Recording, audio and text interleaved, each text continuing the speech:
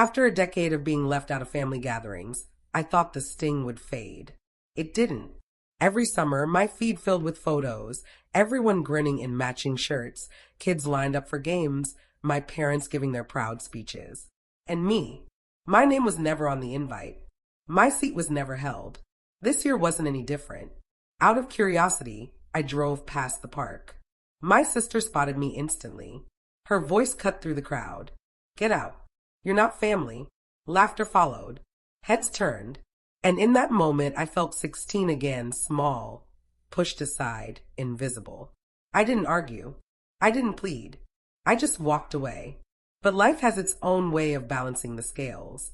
10 years of silence, and then a knock on my door. I'm Natalie Cross, 34 years old. And if you think you know how this story ends, stay with me.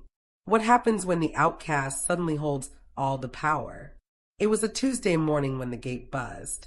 Security cameras flashed something I never thought I'd see. My parents, my sister, my cousins, the same ones who once called me pathetic, lined up outside like supplicants. Behind me, the white stone walls of my mansion rose, the house they never imagined I could own. I opened the door, calm. Their chatter rose nervously. One by one, their smiles faltered as their eyes roamed my home. The marble floors, the sweeping staircase, the quiet hum of a life built without them. They searched for a punchline, but there was none. And what I did next they never expected. They shifted on my doorstep, awkward and tense. For a long moment, no one spoke. Finally, my mother cleared her throat, voice unsteady. "Natalie, we thought we should visit. It's been so long. Too long." As if 10 years of exclusion was just a minor oversight, like forgetting a Christmas card. I leaned against the doorframe, arms crossed. "Last time I saw you, you told me I wasn't family. Remember?" Dad's jaw tightened. "That was just a figure of speech. You're making it sound worse than it was." A laugh slipped out before I could stop it. "A figure of speech?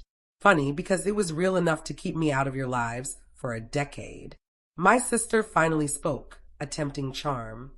"We didn't mean it that way. Look, you've clearly done well for yourself. We're proud of you." But her eyes betrayed her, scanning my foyer, measuring every detail. I let the silence stretch. The fountain in my entryway gurgled softly, filling the space. They weren't here to reconcile.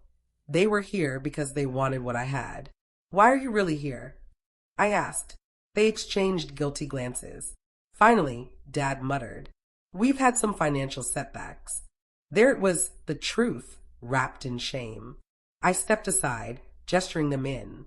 Relief washed over them as they shuffled past, wide-eyed, drinking in the mansion. But letting them in wasn't surrender, it was strategy. For the first time, they were in my house on my terms, and I had no intention of playing their game. They perched stiffly on my leather sofas, the same ones they once mocked as too classy for someone like you. The irony was delicious. Mom looked around nervously. "It's beautiful, Natalie. You've done so well." I poured a glass of water, letting the silence speak. "I did," I said simply. "Without any of you." My sister forced a laugh, twisting her hands. "Don't be like that. We're family. Family forgives." I set the glass down with a sharp click. Family doesn't exclude one of their own for 10 years, then show up when the money runs out. Dad's face hardened. "We just need some help, Natalie. Things will get better soon. You've always been the practical one. You understand." I studied him. The same man who once called me dead weight, who slapped my shoulder at 18 and said, "Don't expect much from life. You're not the star of this family." And now his voice was softer, eyes downcast. I walked to the dining table, pulled out a drawer, and placed a leather-bound folder on the surface. Slowly I opened it. Inside, stacks of documents, contracts, proof of ownership. Their eyes widened. The house, the cars, the businesses, the life keeping them afloat. It was all mine. Not a trace of them anywhere. My sister's face drained of color. Mom whispered, "Natalie, we didn't know." I met her gaze steadily. "Of course you didn't.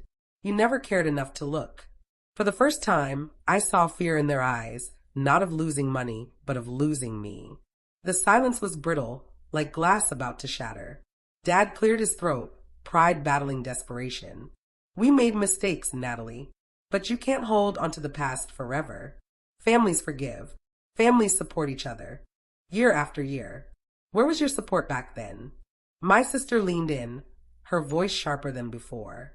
You're exaggerating. We never intended to hurt you. But look at you now. You don't need us.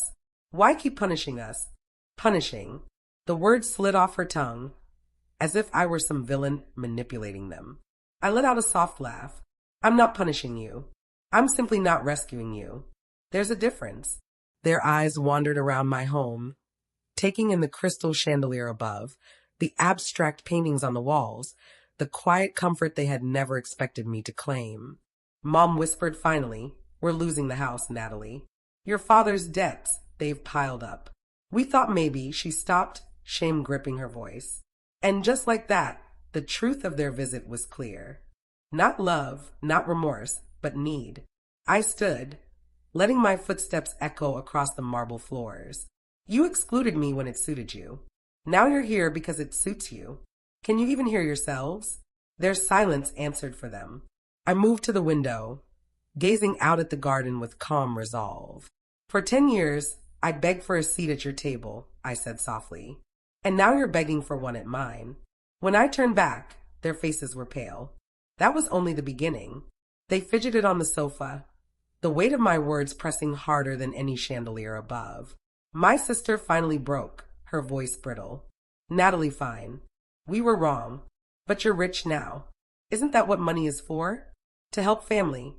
I tilted my head, studying her carefully. Family. That's what you call me now. Interesting, considering you shouted the opposite in a public park. Her cheeks flushed. That was years ago. 10 years, I corrected.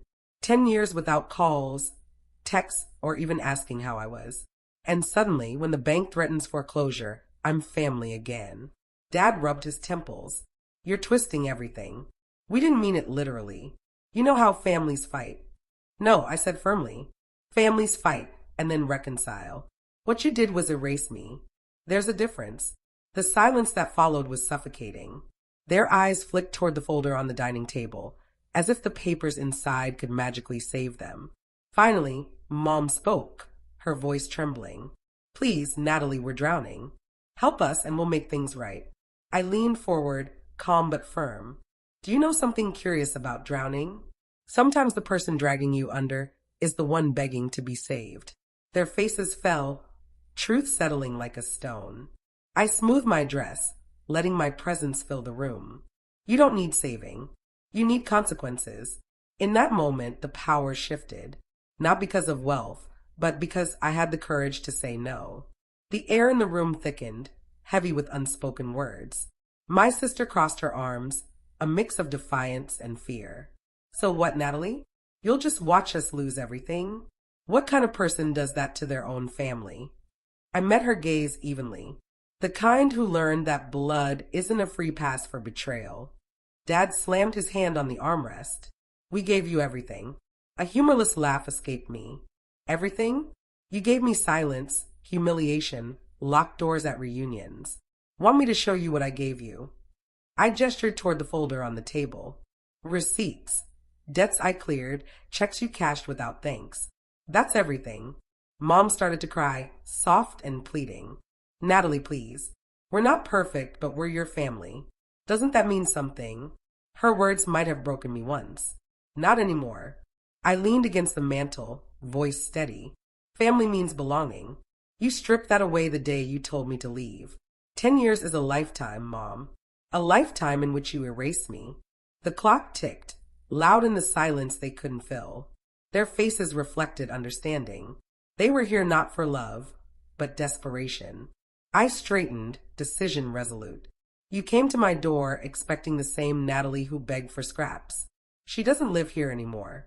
Their eyes widened, panic flashing. And I realized I didn't need revenge. I had something better, control. My sister's voice cut through the quiet. If you turn your back on us, Natalie, you'll regret it. You think money makes you untouchable? Wait until everyone sees how cold you are. Her words slid off me like rain. Let them see, I said calmly. They already heard your laughter when you told me I wasn't family. Funny how memories echo louder than gossip. Dad tried again, softer now. We can fix this. Reunions, holidays, you'll have your seat again. Just help us now. There it was, the bribe, wrapped in false warmth. The very thing I had craved for years, dangled like a carrot. But I no longer hungered for it. I walked to the wall of windows, pulling the curtains aside. The garden stretched out, pristine, a reflection of care and discipline. My care, my discipline. I don't need your seat, I said. I built my own table, and it's bigger than yours ever was. Mom sobbed, hands wringing in her lap. Natalie, don't do this. We're family. We made mistakes, but you can't just erase us. I breathed deeply, calm but final. I don't need to erase you. You erased yourselves the moment you told me to leave. Their silence roared louder than any scream. For the first time, they looked small, powerless in a home they never imagined mine. And I had never felt taller. They left quietly. No hugs, no promises, no sudden change of heart. Just the front door closing, their shadows swallowed by the evening. Alone in the foyer, I felt peace instead of emptiness. I returned to the dining table. The folder of documents still spread out like a ledger of truth. One by one, I gathered them, not for proof, but because the proof had done its work. They had seen. They had seen me. I had begged for scraps of validation for years, hoping to earn a seat at their table. But now I understood. I didn't need their table. I had built my own. I poured a glass of wine and stepped onto the balcony. The city sprawled beneath me, lights twinkling against the night. Somewhere out there, my family huddled not in laughter, but in fear of bills, consequences, life without me. Maybe that was justice, not revenge, not cruelty, just absence. They would face themselves now, without me to carry their weight. I raised my glass to the skyline. Freedom doesn't shout. It doesn't slam doors or demand attention. Freedom walks away quietly, letting silence reflect back what can't be escaped. And in that silence, I found my place, not as the outcast, not as the forgotten daughter, but as the woman who finally stepped out of their shadow and into her own. If you love this story and want more powerful narratives, make sure to subscribe to my channel for updates.